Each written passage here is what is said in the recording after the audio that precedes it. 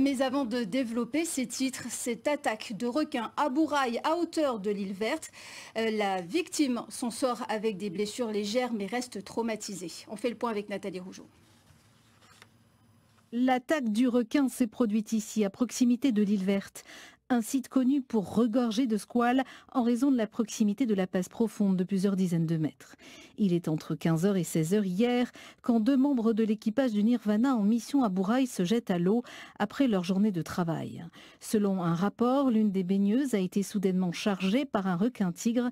L'animal aurait ensuite fait un bond hors de l'eau avant de retomber lourdement. Les deux nageuses ont tenté de s'enfuir pour regagner le bateau, mais l'une d'elles a été rattrapée par la jambe par le requin. La jeune femme est parvenue à se dégager puis à regagner avec sa collègue le bateau. Choquées, elles ont immédiatement été prises en charge par l'équipage et les pompiers de Bourail.